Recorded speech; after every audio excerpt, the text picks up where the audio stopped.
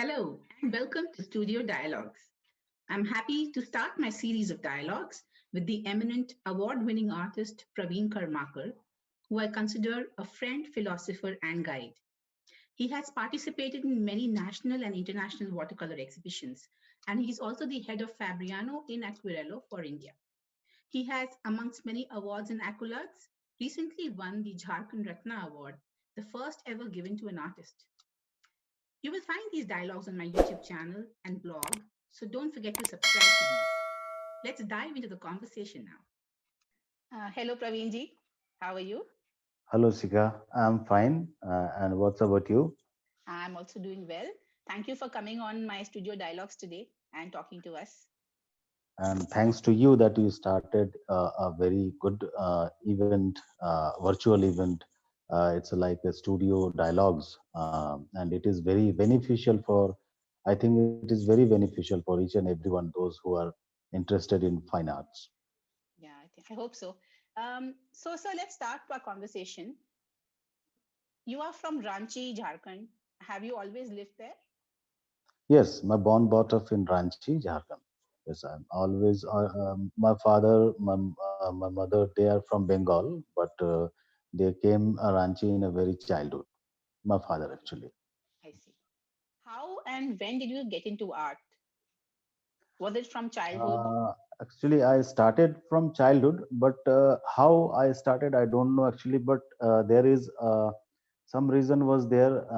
I was from a government school, Lionel Edwards Bengali Boys High School. मेरे school में हुआ ये कि there was a new principal came and his name was Pratul Datta and he was very energetic and inspired each and every student who have a extracurricular activities talent. Okay, किसी को किसी भी विषय पे हो उनको वो बड़ा प्रोत्साहित करते थे. So suddenly he announced in a assembly that Praveen, you have to go to participate in a drawing competition. Painting बनाया और उसने कहा कि जमा करो, तो जमा किया और घर आ गया. एंड प्रिंस वहाँ पे जब वो अवार्ड मिला कॉन्सुलेशन, तो प्रिंसिपल इतना खुश हो गए. और मेरे स्कूल से मेरे घर का डिस्टेंस ज्यादा नहीं है, हाफ एन किलोमीटर. तो वो पूछते पूछते प्राइज लेके मेरे घर तक आ प्रिंसिपल. तो ये मुझे याद है ये घटना. एंड उसके बाद पेंटिंग ऐसे ही चलता रहा स्कूल के साथ साथ.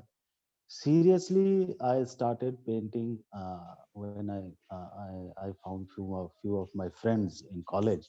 They are also very good artists. Right now, they are Yes. very established artists. So उनके साथ जुड़ा और एक हमारा एक ग्रुप बन गया और आपस में एक हम लोगों ने कंपटीशन, एक अंदरूनी कंपटीशन होता था आपस में. हम Mm. लोग प्लेन एयर करते थे एंड इस तरह से सीरियसली मैंने पेंटिंग को फिर चूज किया. Okay. Very nice. That's quite inspiring, sir. I feel you experiment a lot with different mediums. I know you teach in acrylics and watercolor and a lot of pencil and pen sketching. You also teach charcoal, and I know that you're recently doing a lot of experiments with different materials. So, Mhm. what is your motivation behind experimenting with different materials, and why do you feel the need to explore so much, in art? इसके दो reason, there was two reason.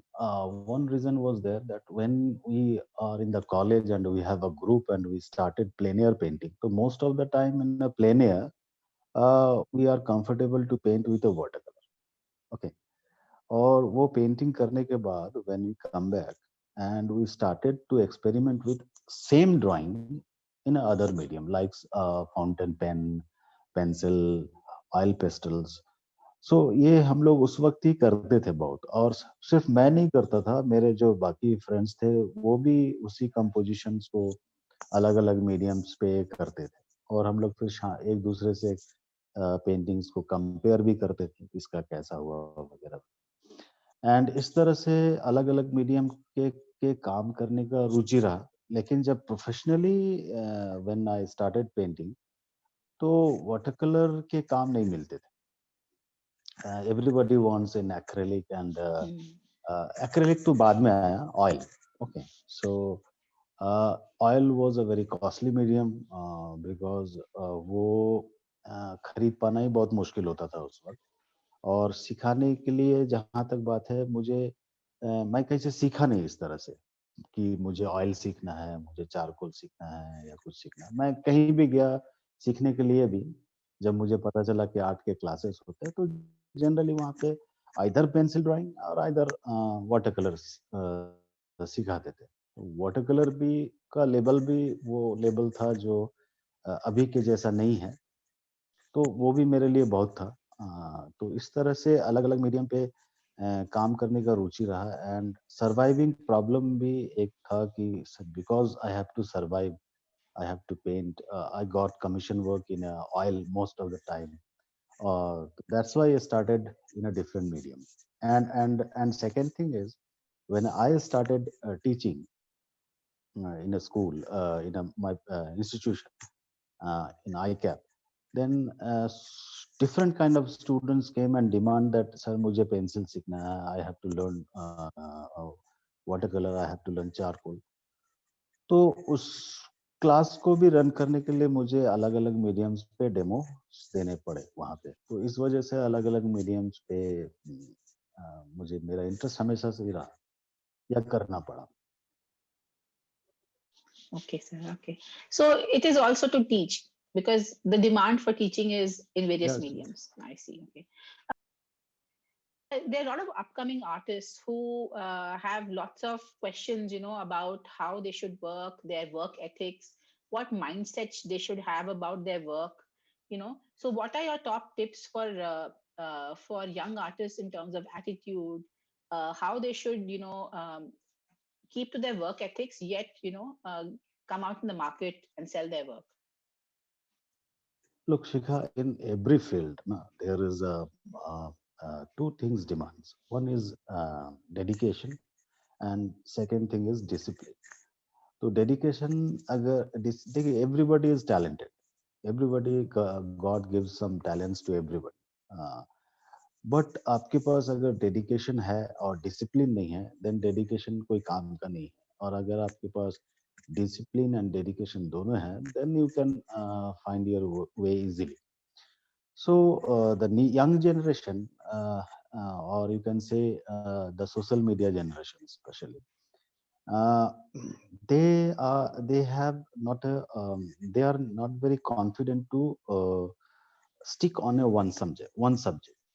वो क्या करते हैं कि आज उन्होंने किसी और का पेंटिंग देखा, जैसे मान लो ही यूट्यूब से उन्होंने अल्बेरो का पेंटिंग देखा, then he started cityscape, Venice, France वगैरह वगैरह, जहाँ वो कभी गया ही नहीं।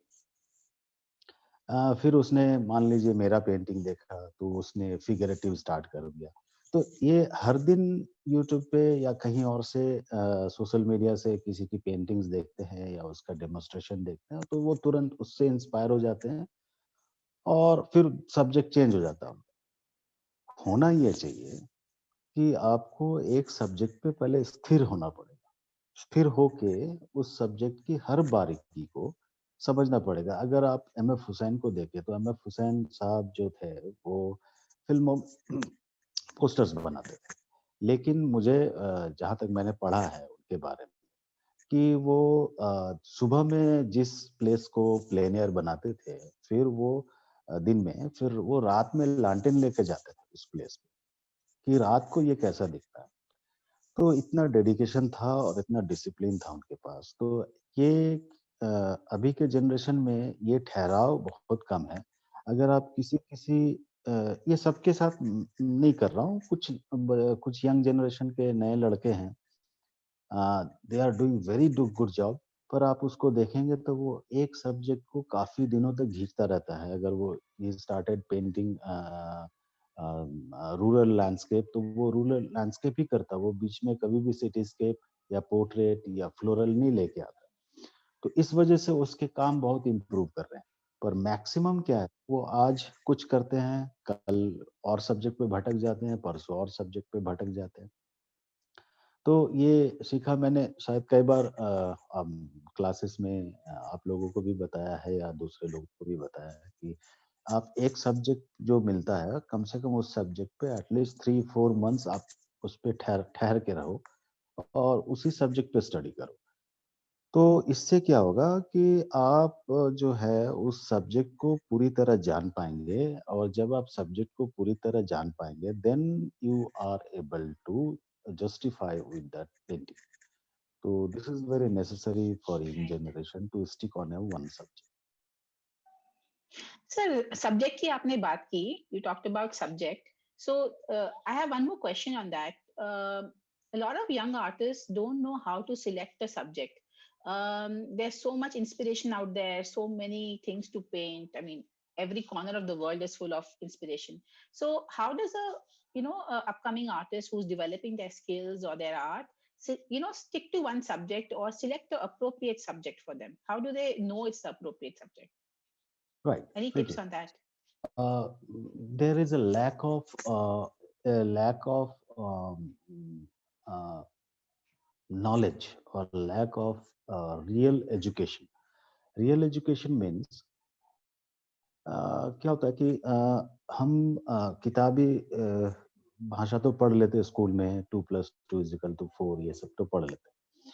लेकिन पेंटिंग करने के लिए क्या होता है कि यू नीड एस्थेटिक सेंस एक हमारा जो संस्कार होता है हमारा जो आसपास के माहौल होते हैं हमारे पॉलिटिकल सिचुएशन होता है जियोग्राफिकल जो सिचुएशन होता है उसके जो एस्थेटिक होते हैं वो हमें इंस्पायर करते हैं कि हमें किस तरह के सब्जेक्ट चूज करना है तो हमें उसकी बहुत अच्छी नॉलेज होनी चाहिए इसीलिए मैं हमेशा स्टूडेंट से कहता हूँ कि you should read literature of a good writer सभी राइटर के अच्छे लिटरेचर जो है वो पढ़िए चाहे वो कोई भी लैंग्वेज में हो और गुड फिल्म्स भी आप अच्छे फिल्म देखते हैं तो उससे भी आपके नॉलेजेस बढ़ते हैं डॉक्यूमेंट्रीज देखते हैं तो आप उसके नॉलेजेस बढ़ते हैं अभी उसमें क्या होता है कि आप सब्जेक्ट कैसे चूज करें तो हम क्या करते हैं घर के सब्जेक्ट को छोड़ के सबसे पहले बाहर की ओर चले जाते हैं जबकि घर पे बहुत सारे सब्जेक्ट्स अवेलेबल होते हैं चूंकि हमारा नॉलेज में वो रहता नहीं कि ये घर के जो सामान है वो सब्जेक्ट हो सकता है तो हम दूसरे से चूंकि इंस्पायर्ड होते हैं तो हम उसके जैसा सब्जेक्ट चूज करने की कोशिश करते हैं पहले आपको घर के अंदर में आप जो मैक्सिमम टाइम घर के अंदर रहते हैं तो उस घर के अंदर जो सब्जेक्ट्स है उसको पहले आप सब्जेक्ट मानना शुरू करिए और वहां से आप अपनी पेंटिंग्स करना शुरू करें फिर आप बाहर की ओर जाएं और बाहर की ओर जाने से पहले बाहर के वातावरण बाहर के नेचर और उसके नॉलेजेस लें तो जब इसके एक लॉन्ग एक्सपीरियंस हो जाएगा जब आपके पास तब आपको एक अपना सब्जेक्ट चूज करने में आपको एक समझ आएगी जैसे शिखा आप फ्लोरल बहुत करती हो आपके जैसे और भी 2-4 आर्टिस्ट है जो फ्लोरल करते हैं तो फ्लोरल आपके घर पे ही घर का सब्जेक्ट है वो घर में ही अवेलेबल रहता है मोस्ट ऑफ द टाइम आप टब में फ्लावर लगाते हो आप के घर में बुके आता है वगैरह वगैरह तो आपने उस पे बहुत इंडिविजुअल स्टडी किया स्टडी करने के बाद वो आपको सब्जेक्ट लगना शुरू हुआ अभी क्या हुआ जब आपको वो सब्जेक्ट लगना शुरू किया तब आप उसके साथ एक्सपेरिमेंट करना शुरू करते हैं जब एक्सपेरिमेंट करना शुरू करते हैं तो कंपोजिशंस अलग अलग निकल के आते हैं तो this is the best way to choose a subject first you have to practice individual everything whatever जो आपके हाथ के करीब है मतलब घर के आसपास है या घर के अंदर then you should go outside that's an interesting point sir.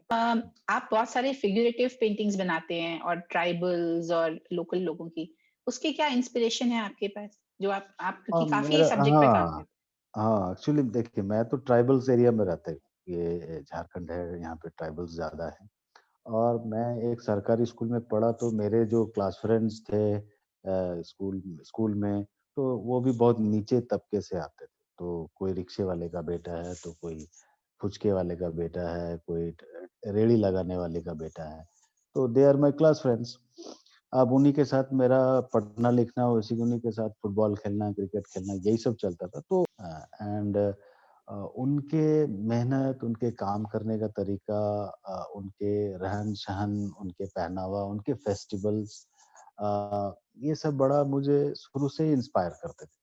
तो मैं जब सीरियसली पेंटिंग स्टार्ट किया और मुझे लगा कि मुझे कुछ ऐसे सब्जेक्ट बनाने चाहिए और मुझे इंटरेस्ट भी आता था। ऐसा नहीं है कि मुझे बहुत अच्छा खूबसूरत पहाड़ वाले देश में जाना चाहिए, वैसा नहीं। मुझे लगता था कि कोई एक छोटा-सा विलेज में चला जाए, तो वो ज़्यादा अच्छा मिलेगा मुझे। लेकिन वहाँ पे भी मुझे फिगरेटिव चीज़ें ज़्यादा इंस्पायर करते थे। अ, और मैं समझता था कि मैं बाकी चीज़ों के अलावा फिगरेटिव में थोड़ा-सा मैं कंफर्टेबल फ़ील करता हूँ। That will be helpful for a lot of people. Sir, one more question about the subject. The other way to look at it is the commercial aspect. Um, when a lot of people who want to buy art or collect art, they come to you.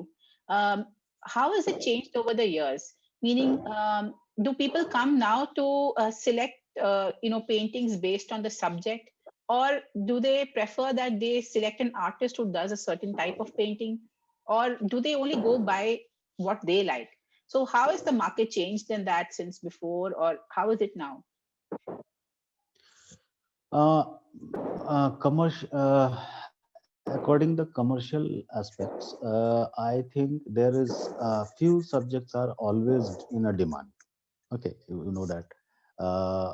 If you visit gallery, then you can find that few kind of subjects is always in a very demand and very commercial. Everybody try to paint that kind of subject and sell, wanted to sell their painting. Yes, painting to बेचना ही है. लेकिन what is the main thing is that if you are a true artist, then you are the first viewer. You are the artist, you create a painting and you are the first viewer of your painting. तो पहले तो आपको अपनी painting अच्छी लगनी चाहिए, ठीक है? तो उसके बाद मतलब क्या होता है कि you are paint for yourself. जब आप अपने लिए पेंट करते हैं, तो आप कमर्शियल उसमें कमर्शियल एस्पेक्ट हो, नहीं हो, कोई फ़र्क नहीं पड़ता। एंड यू व्हेन वो पेंटिंग आप एग्ज़िबिशन में लगाते हैं एंड पीपल्स आर आपके उस पेंटिंग को एप्रिशिएट करते हैं और उसे खरीदते हैं। यहाँ पे आ जाता है फिर कमर्शियल बात। Then you repeated that kind of situation और that kind of composition again and again because आपको पता होता है कि ये पेंटिंग मेरी बिक रही है, तो मुझे ऐसे ही पेंटिंग्स बनाने चाहिए। तो ये आप जब बहुत सारे गैलरीज घूमेंगे, लोगों के पेंटिंग्स देखेंगे, किस तरह के पेंटिंग सेल होते हैं, फिर आप अपनी पेंटिंग करेंगे। वो जब आप एग्जीबिशन लगाएंगे, लोगों के क्या रिएक्शन आ रहे हैं, फिर आपको समझ में आएगा कि आपको अगर कमर्शियली पेंटिंग सिर्फ बेचना है, तो आपको उसके अकॉर्डिंग काम करना है। तो ये बुरी बात नहीं है क्योंकि पेंटिंग तो आपको बेचना ही है, आपको सर्वाइव करना है। तो ये दोनों चीज़ें आपको ध्यान में रखना है कि आपको पहले आपकी पेंटिंग अच्छी लगनी चाहिए, फिर आप उसको कमर्शियल पे जाएँ और कमर्शियली वो एप्रिशिएट हो गया तो फिर आपकी आपकी वो पेंटिंग ऑन डिमांड रहेगी। सर एक चीज और बताइए, अगर one is painting say a subject which is not that popular or in demand, just say a person likes to paint a certain subject which is not so commercially in demand, तो इसके लिए कोई tips हैं कि उसको कैसे हम develop कर सकते हैं, how we can make it more popular, या उसको कैसे हम मार्केट में ला सकते हैं? हाँ, देखिए ये बड़ा अच्छा क्वेश्चन आपने पूछा है कि हम अपने काम को कैसे पॉपुलर करें। होता क्या है पहले तो आप खुद के लिए पेंटिंग करते हैं और पेंटिंग वो आप पहला व्यूअर होते हो उसके और आपको वो अच्छा लगता है। फिर आपका आपके पास क्या होता है, आप जब उसको एग्ज़िबिट करते हैं, तो जो व्यूअर्स होते हैं, उसके तरह-तरह के सवाल होते हैं आपके आपके पेंटिंग के अकॉर्डिंग। तो मैंने कई बार देखा है या मैंने कई जगह देखा है या मैं बहुत ज़्यादातर या आप यूँ कहें कि ज़्यादातर मैंने देखा है कि एक अच्छा आर्टिस्ट अपनी पेंटिंग्स को डिस्क्राइब नहीं कर पाता। वो उसने काफ़ी अच्छा काम किया, पर उससे कोई व्यूअर्स आके सवाल करते हैं कि आपने ऐसा किया, ऐसा क्यों किया? तो वो ज़्यादा जवाब नहीं दे पाते हैं या उसको जवाब से सैटिस्फाइड नहीं कर पाते। क्योंकि देखिए आप जब अ, किसी चीज़ को सेल करने जाते हैं तो आपको ना दोनों तरह से सैटिस्फाइड करना है। एक तो उसे जो पेंटिंग आप बना के दे रहे हैं, उससे वो एक देख के सैटिस्फाइड हो। दूसरा है उसके उसको करने के पीछे की वजह अगर वो आपसे पूछे, तो एक सही वजह आपको बताना बहुत ज़रूरी है। अगर आप उस वजह को नहीं बताएँगे, तो वो नहीं खरीदेंगे उस चीज़ को या उससे खरीदते-खरीदते वो चूक जाएँगे। सर ये तो तभी पॉसिबल है ये जब किसने कोई आर्ट को दिल से बनाया है और अम, जो उस आर्ट के पीछे इमोशंस हैं, जो उस आर्ट के पीछे मोटिवेशन है, अगर वो हम बता पाए तो यू आर राइट, मतलब कनेक्ट हो जाएगा ना हाँ, बायर के क्योंकि साथ। वो आपको बताना पड़ेगा ना। देखिए, हाँ। अभी आप वेबसाइट बनाते हैं, आप एक पेंटिंग लगाते हैं, उसमें लिखते हैं दिस इज़ पेंटिंग मीडियम ये है, साइज़ ये है, प्राइस ये है। नहीं, अब आपको उसमें 4 लाइन, 6 लाइन, 8 लाइन लिखना पड़ेगा कि ये पेंटिंग आपने किस वजह से बनाया है और उसके पीछे का कारण क्या है। तो जैसे ही वो टैगलाइन आता है पेंटिंग के साथ, तो खरीदने वाले को आसानी हो जाता है कि हम क्या खरीद रहे हैं। ठीक है? तो जैसे एक किताब आप खरीदते हैं, तो किताब का पहला पेज में किताब के अंदर क्या है, वो भूमिका रहता है ना? या तो भूमिका रहता है, एक एक पन्ने का भूमिका रहता है कि अंदर में क्या मिलेगा। तो आप दुकान जाते हो तो पहले वो एक पन्ना पढ़ना आसान होता है, पूरी किताब पढ़ के तो आप खरीद नहीं सकते। पहला पन्ना पढ़ के आपको समझ में आ जाता है कि किताब के अंदर का कंटेंट क्या होने वाला है।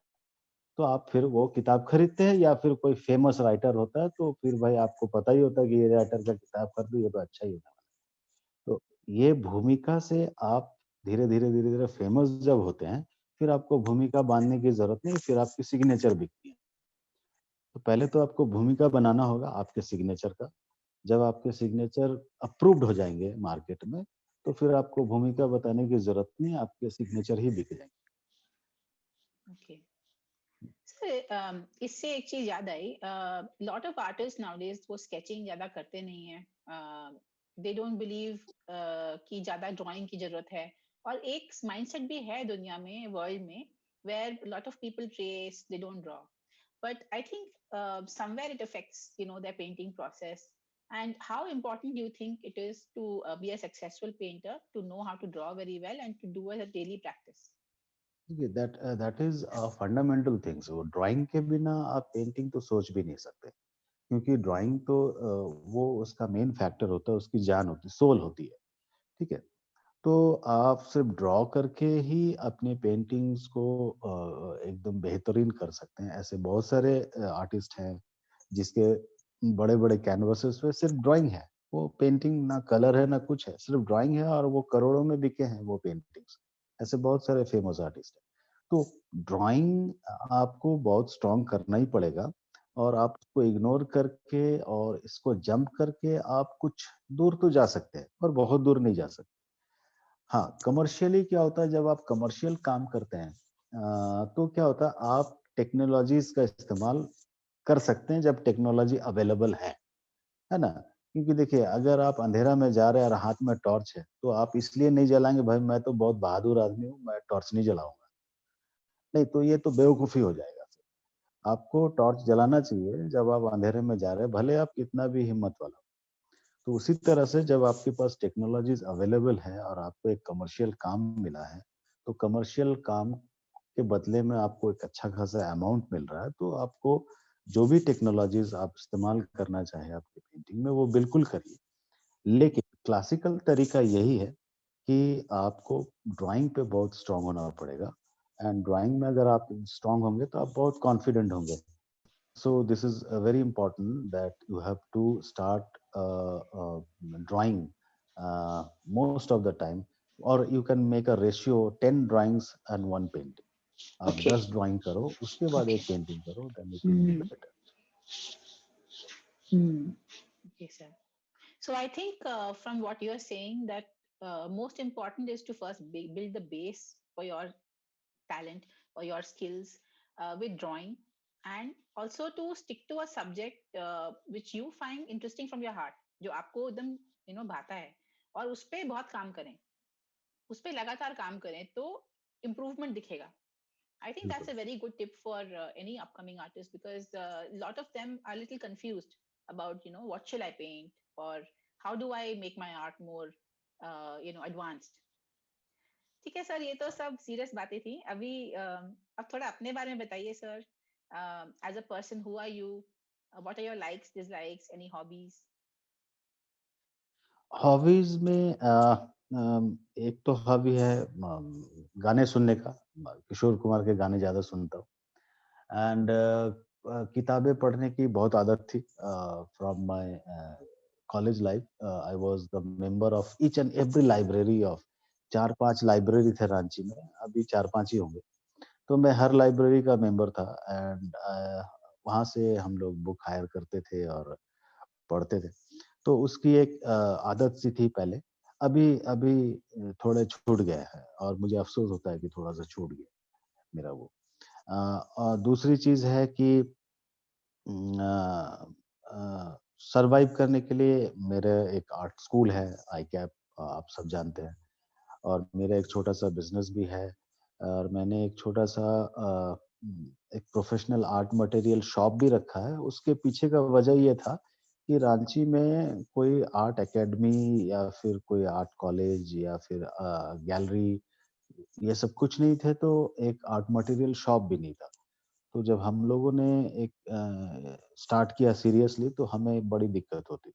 तो मैंने ही एक छोटा-सा शॉप एक स्टूडेंट्स के साथ मिलके स्टार्ट किया ताकि सबको प्रोफेशनल लेवल के आर्ट मटेरियल ईज़िली मिले। ये ऑनलाइन तो अभी 2-3 साल हो रहा है, ज़्यादा पॉपुलर हुआ है। तो ये एक मेरा चलता है। साथ में मुझे दूसरों को काम करते हुए देखने में बड़ा मज़ा आता है, क्योंकि मुझे मुझे हमेशा ये लगता है कि हर आर्टिस्ट के पास कुछ ना कुछ थोड़ा-सा स्पेशल है, वो आपसे अलग है। वो वही कर पाता है, आप नहीं कर पाते। तो अगर उसको देख के वहाँ से कुछ सीखते हैं, तो वो बहुत हेल्पफुल होता है।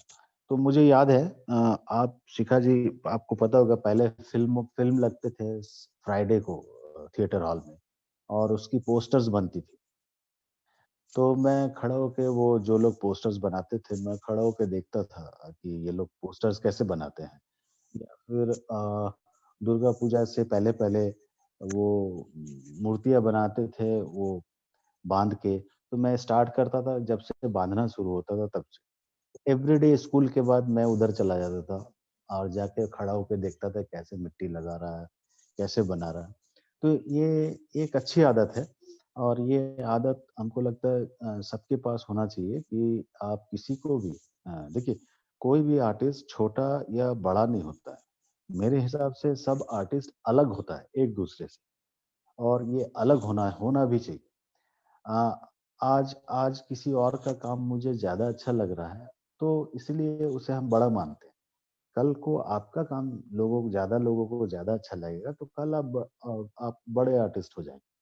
तो इसीलिए ये इंडिविजुअल सबके पास अलग-अलग स्पेशल तरीका होता है।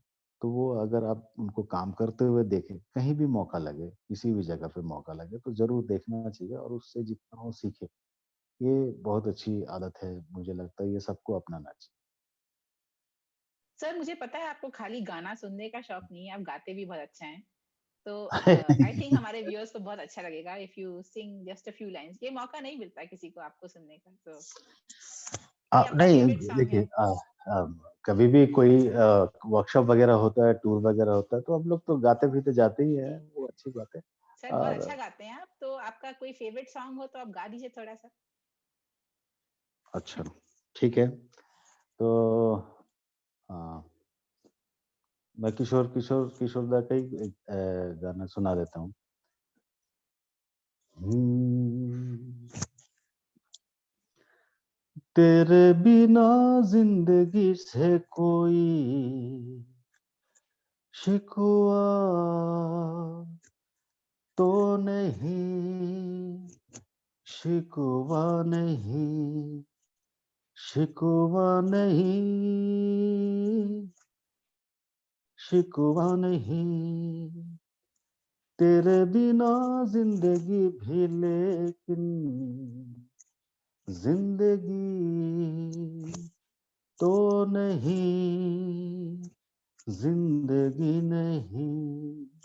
जिंदगी नहीं, जिंदगी नहीं. ठीक है. Lovely, sir. Thank you so much. Sir, Thank it's been you. an honor to have you on Studio Dialogues. And thank you so very much for talking to me. And And I know our viewers are going to enjoy listening to this and getting to know you better. thank you, Shikha. And I congratulate you because you started and take initiative to start a studio dialogues with different artists. And I think it is a very good idea to encourage the newcomers or young artists who will going to see these discussions. So it will be very helpful for each and everyone. So I thanks to you and congratulate you My that pleasure. you started this. Thank you so much, sir. Okay. Okay. Bye bye. Bye. Thank you so much for joining in today. And I hope to see you soon. Bye bye.